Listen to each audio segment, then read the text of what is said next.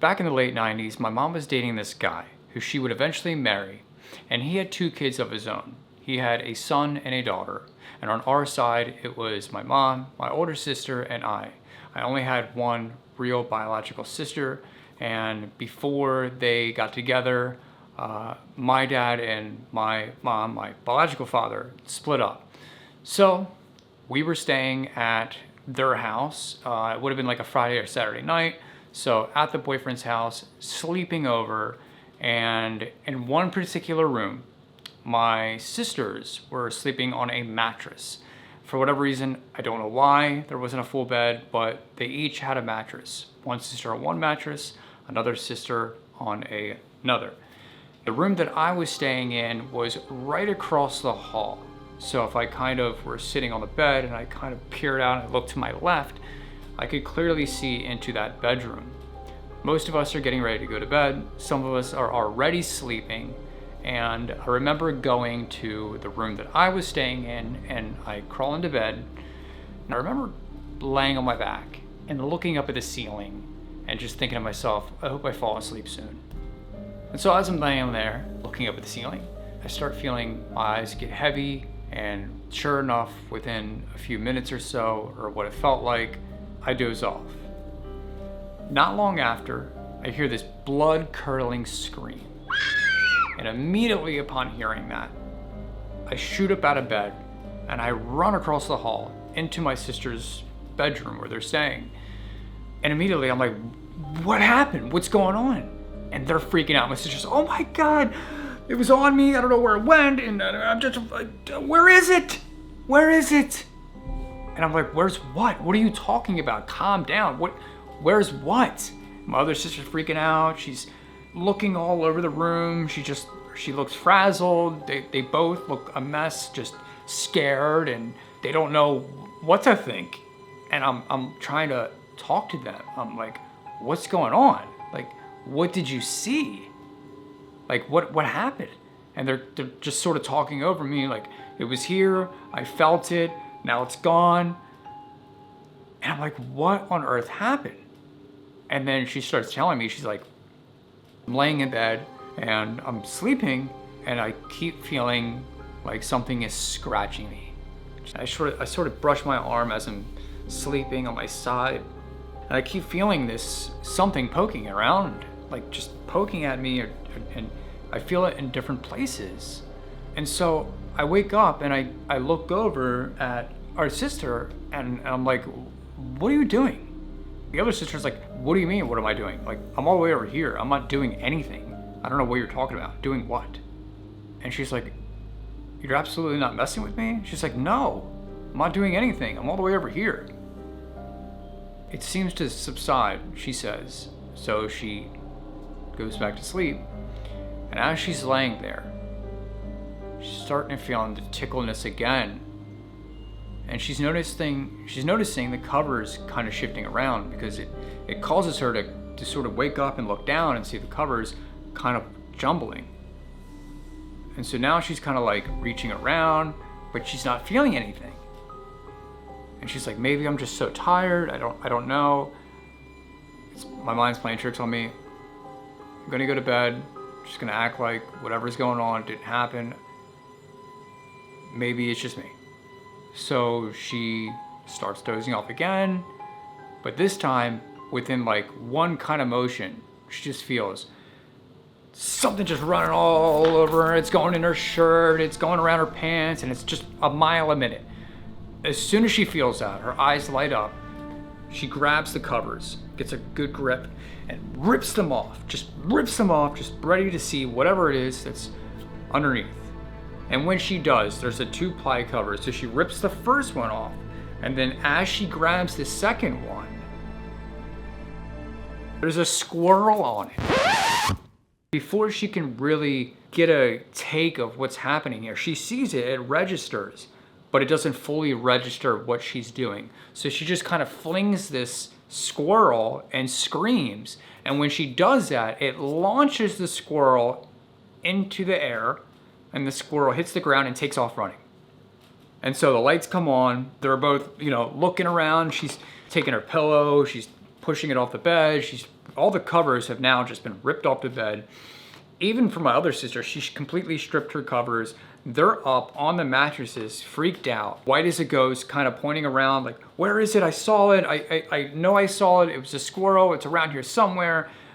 And as she's telling me this, I'm noticing the window is cracked. There's a window in that bedroom. There was 2 windows, I believe, and one of the windows were cracked, and I'm feeling the kind of cold air kind of swirl around. This would have been around like springtime-ish, or not springtime, I'm sorry, wintertime. And this house is a great big house. And when I say that, I mean, not only is it roomy, but it's 3 stories high. And so the trees kind of encase this house and the backyard anyway. And the trees are very close to the house. Like if I were to go out the window or reach out the window, I could probably grab a tree branch. If I went outside on the roof, I could definitely get close enough to grabbing a tree. So immediately upon seeing that, I'm like, oh no, this is how I got in. This is exactly how I got in. And so now we have this squirrel inside the house, and she had screamed so loud at this point that all the lights came on and everybody just kind of met in the hallway of the house on the 2nd floor. And we're all discussing what happened. I'm telling my mom, look, there's a squirrel in the house. Why don't we go from room to room and we'll look for this thing and hopefully we can get it out of the house. So people start, everyone in the house starts searching from bottom to top. There's 3 floors in this place and there's quite a bit of bedrooms, bathrooms, all kinds of places. A couple people go downstairs, a couple people stay up top and just kind of looking. And I happen to stay on the 2nd floor and I'm looking around. I look in the bathroom, rip the curtains open. I don't see anything. I even go up in the attic. Nothing there. Turn the light back off. I'm getting really tired now at this point. I'm really growing quite tired. It is late and I just want to go to bed. I know that the squirrel is probably going to be here. Someone will find it or we'll find it in the morning. But for me, it wasn't such a concern. So I walk back into the room that I'm staying in. And sure enough, I crawl into bed, peel the covers back, get all nice and comfy, fluff my pillow, and I kind of lay back and I'm laying on my back, looking up at the ceiling again. And as I'm looking up at the ceiling, I turn on my left side. And when I rotate and do this, I notice right away the squirrel is on the curtains.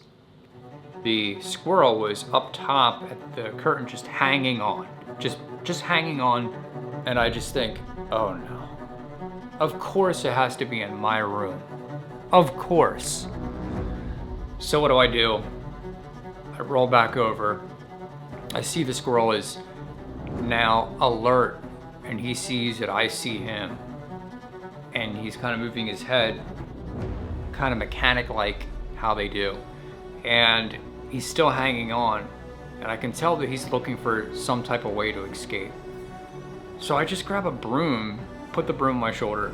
There's a window right where the nightstand is, like behind the nightstand.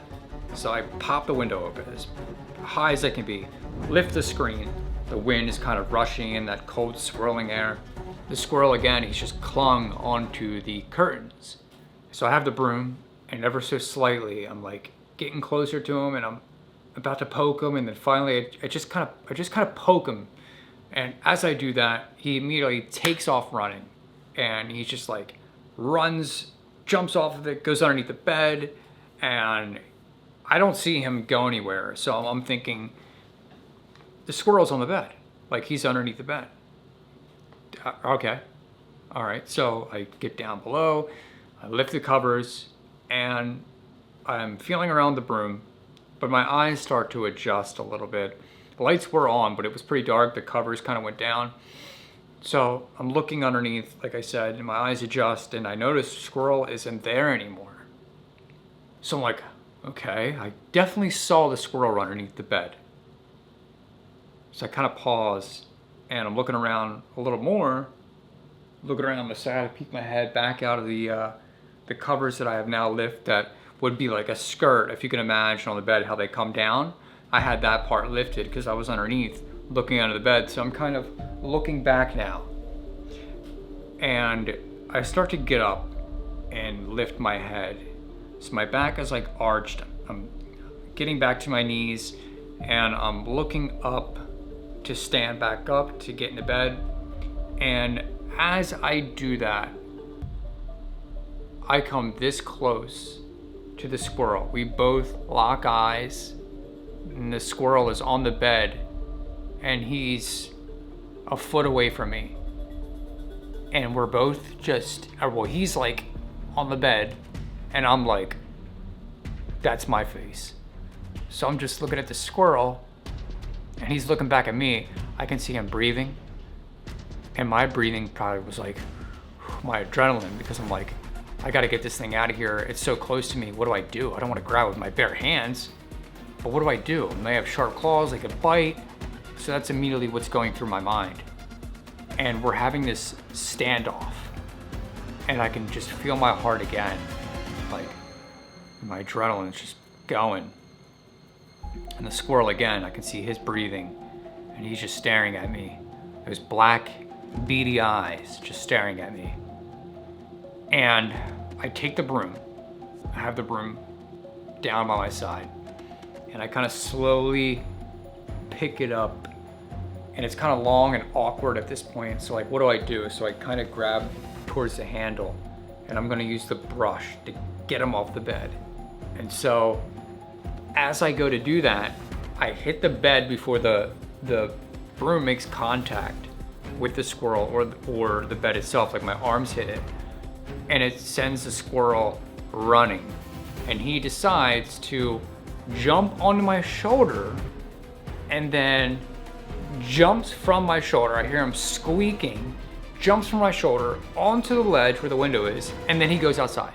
And immediately I throw the broom down, I grab the window, kaboom! I slam it shut, I take a deep breath, and then I go throughout the house to say, guys, I got the squirrel, I found the squirrel, I got it out of there. And that's where the story ends, but how funny it was that it ended up on my sister, and then it ended up on me. Like, what are the chances of that happening twice? But it did. And finally we were able to get it out, or I was able to get it out. But it's just kind of one for the books, and a story that I fondly remember. And it was just a funny one.